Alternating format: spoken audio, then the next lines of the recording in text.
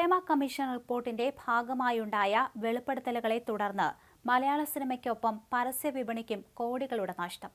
ജയസൂര്യയും മുകേഷും സിദ്ദിഖും അടക്കമുള്ള ആരോപിതരായ താരങ്ങൾ വേഷമിട്ട 10-ലേറെ പരസ്യങ്ങൾ പിൻവലിക്കാൻ ബ്രാൻഡുകൾ പരസ്യ ഏജൻസികളോട് നിർദ്ദേശം നൽകിയിട്ടുണ്ട്. ആരോപണങ്ങളിൽ ഉൾപ്പെട്ട താരങ്ങളെ ബ്രാൻഡ് അംബാസിഡർമാരായവരും കേന്ദ്ര കഥാപാത്രമാക്കി പരസ്യം ചെയ്തവരും പ്രതിസന്ധിയിലാണ്. വിവാദ താരങ്ങളെ വെച്ചുള്ള ഹോൾഡിംഗ്സുകളും പലയിടത്തും അഴിച്ചുമാറ്റിയിട്ടുണ്ട്. ദക്ഷിണേന്ത്യയിലെ പ്രമുഖ ടെക്സ്റ്റൈൽ ഗ്രൂപ്പ് കോടികൾ മുടക്കി ഒരു താരത്തെ വെച്ച് പരസ്യം തുടങ്ങിയിരുന്നു. ഈ പരസ്യങ്ങൾ TV ചാനലുകളിലും സോഷ്യൽ മീഡിയയിലും വന്നു തുടങ്ങി. എന്നാൽ താരത്തിനെതിരെ ആരോപണവുമായി സഹപ്രവർത്തക രംഗത്ത് വന്നതോടെ പരസ്യം പിൻവലിച്ചു. ലക്ഷങ്ങളുടെ നഷ്ടമാണ് ഇതുവഴി ബ്രാൻഡിന് സംഭവിച്ചത്.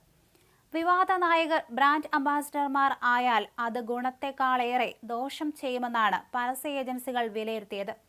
ഷോപ്പ് ഉദ്ഘാടനങ്ങളും കുറയുന്നു.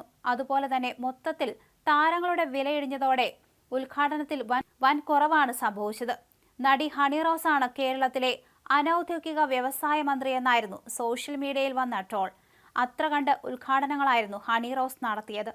ഇപ്പോൾ അവർക്ക് പോലും ഉദ്ഘാടനമില്ലാ കാലം വരികയാണ്. സിനിമാ താരങ്ങൾക്ക് പകരം സഞ്ജു സാംസണെയും CK വിനോദിനെയും ശ്രീജേഷിനെയും പോലുള്ള പ്രമുഖ സ്പോർട്സ് താരങ്ങൾക്കാണ് മലബാറിലടക്കം ലക്ഷ്യമിടുന്നത്. കോളേജുകളിലേക്ക് സിനിമാ നടന്മാരെ കൊണ്ടുവരുന്നതിനും സിനിമ അനുബന്ധ പ്രോഗ്രാമുകൾ ചിത്രീകരിക്കുന്നതിനും ഇപ്പോൾ അനൌദ്യോഗിക വിലക്കുണ്ട്. പല വിദ്യാഭ്യാസ സ്ഥാപനങ്ങളും വിവാദം കഴിയും വരെ ഇതിനൊന്നും അനുമതി നൽകേണ്ടതില്ല എന്നാണ് തീരുമാനമെടുത്തിരിക്കുന്നത്.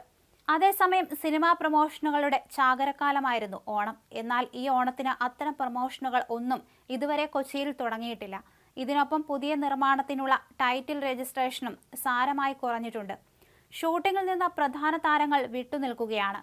ടൊവിനോ നായകനായ അജയന്റെ രണ്ടാം മോഷണം, ആന്റണി വർഗീസിന്റെ കൊണ്ടൽ, ആസിഫ് അലിയുടെ കിഷ്കിന്ധാകാന്ഡം തുടങ്ങിയവയാണ് പ്രധാന ഓണം റിലീസുകൾ. വിജയുടെ തമിഴ് ചിത്രം ഗോട്ട എത്തുന്നുണ്ട്. എന്നാൽ പ്രൊമോഷൻ പരിപാടികൾ തുടങ്ങാത്തതിൽ തിയേറ്റർ ഉടമകൾ ആശങ്കയിലാണ്. പുതിയ സിനിമാ ടൈറ്റിലുകളുടെ രജിസ്ട്രേഷനിൽ 25% കുറവ് വന്നതായി Kerala film chamber general secretary Saji Nandyat പറഞ്ഞു. പുതിയ സിനിമകൾക്കായുള്ള ചർച്ച പോലും നിലച്ച അവസ്ഥയിലാണെന്ന് തിയേറ്റർ ഉടമ സംഘടനയായ ഫിയോക്കിന്റെ മുൻ ജനറൽ സെക്രട്ടറി K വിജയകുമാർ പറഞ്ഞു. ഇത് തുടർന്നാൽ അടുത്ത വർഷം കേരളത്തിലെ തിയേറ്ററുകൾക്ക് പിടിച്ചുനിൽക്കാൻ ഇതര ഭാഷാ സിനിമകളെ ആശ്രയിക്കേണ്ടി വരുമെന്നാണ് വിലയിരുത്തൽ.